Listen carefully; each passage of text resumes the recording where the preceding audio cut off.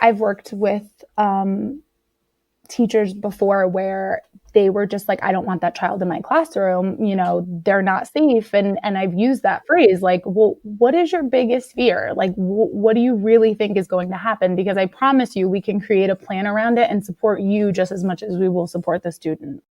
Hi guys, it's Braylon and welcome back to my channel. This video is definitely going to be more geared towards like a first year teacher or someone that's in college right now. Whether we're in the classroom or we're teaching kids online, there's such a temptation to go to Target or go to lakeshore.com and buy as many things as possible. And I really want to make sure that there are a lot of new teachers out there that don't make the same mistakes that I did. What I want to talk about today is just kind of my first year of teaching and also the things that I bought for my classroom.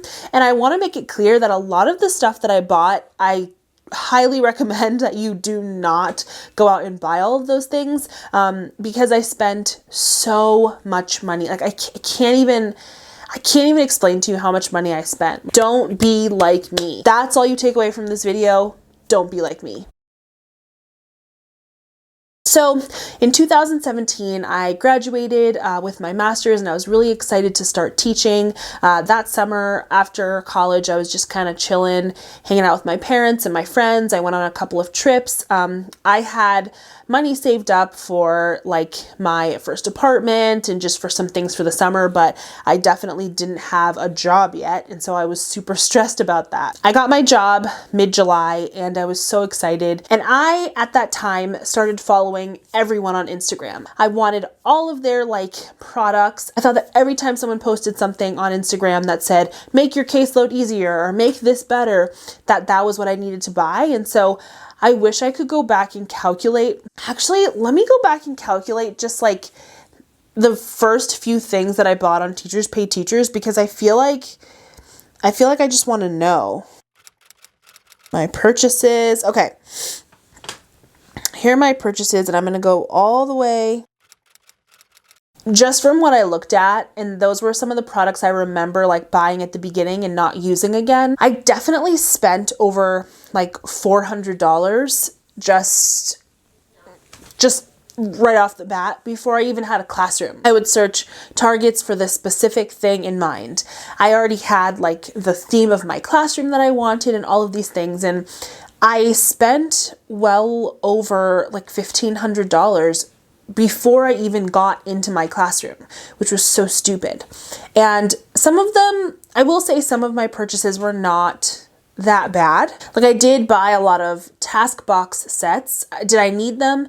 Not immediately. I probably could have made them myself and then seen what my kids needed and then bought what was necessary. But I bought like large bundles of things, and those weren't the worst thing. And I did buy like actual supplies that I would use. Like I bought pens and pencils and things that I actually ended up using. And so those were not like a bad purchase for me, but some of the like small things I didn't need to buy. And I also really wanted my classroom to be decorated. And so I will say, like, as someone who I feel like I'm more of an artist in terms of like I went to art school and there are like things that I do artistically that I enjoy doing.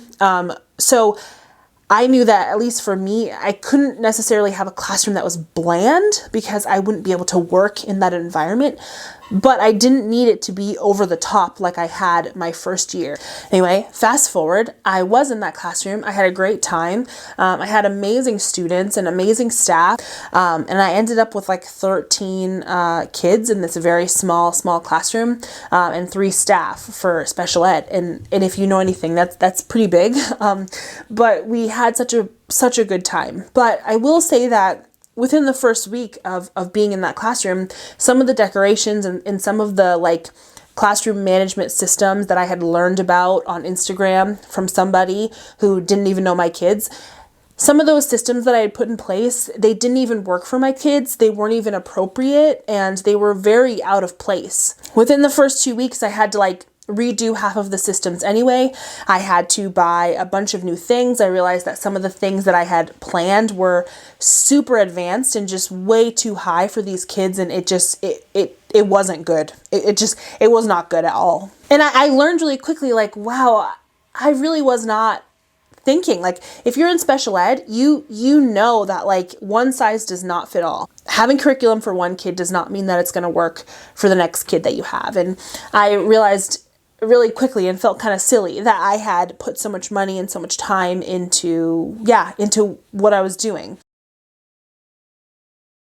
Now I can kind of give some tips, because I feel like if you're a first year teacher and it's, graduation day basically, and you're about to start applying to jobs and starting to figure out what you want to do and what grades you're going to teach, I feel like having some of these things in mind might be helpful. My first thing that I would say is that you don't have to copy the classroom, the work, the management style of an influencer. And I think in teacher community right now, there are so many amazing teachers that are on the internet that are trying to support teachers, and they're trying to like spread awareness and spread information. And I think that that's super good.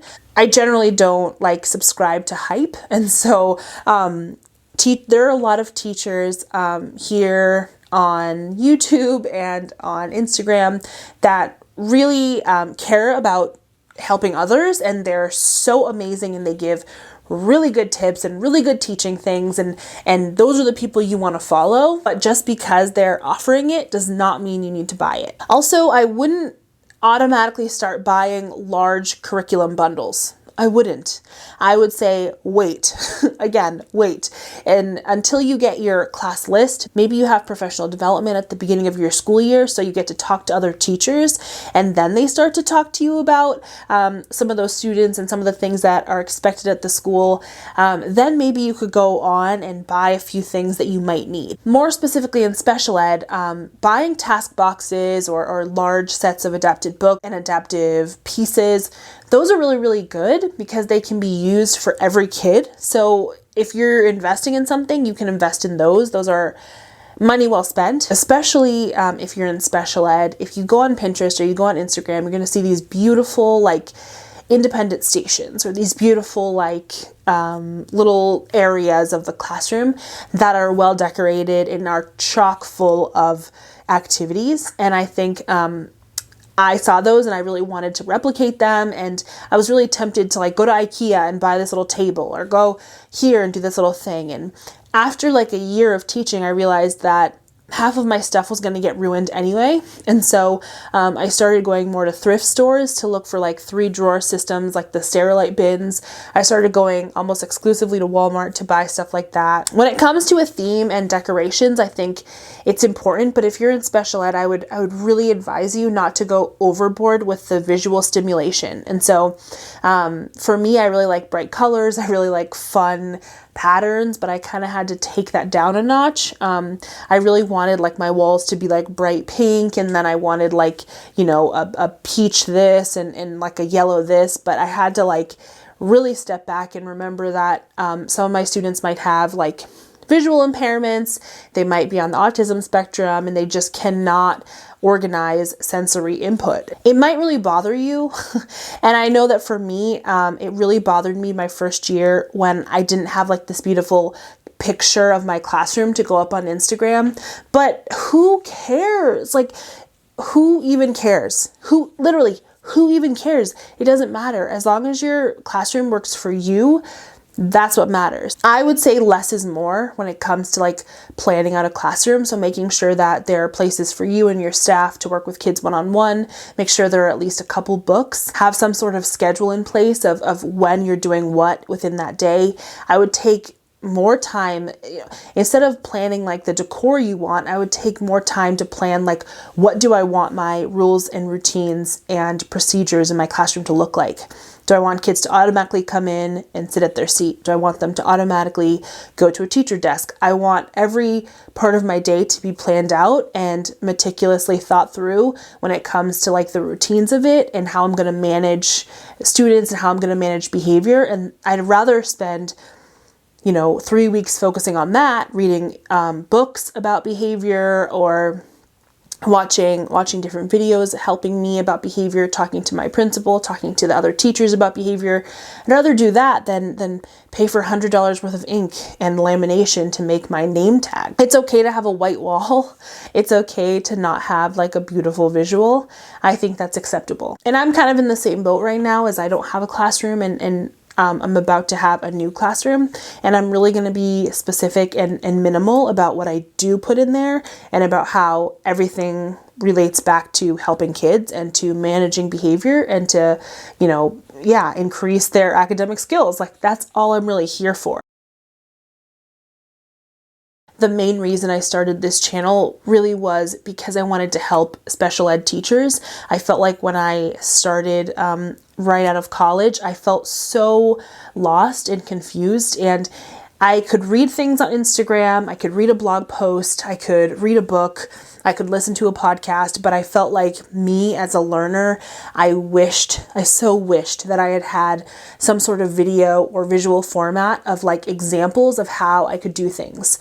And I didn't want to copy somebody else, and I hope you never try to copy me 100%, but I think having some sort of visual as a starting point, and then from there you can think up ideas of what would work for you and your personality and your classroom and your students and your school and your district and your country and whatever. I never want any of this to be prescriptive. I only want it to be a starting point. So I hope that something in this video really helps you. If there's a veteran teacher watching, like, let me know in the comments and give your own tips for these new teachers, and we'll try to start like a conversation down there. Good luck, and I'll see you in the next video.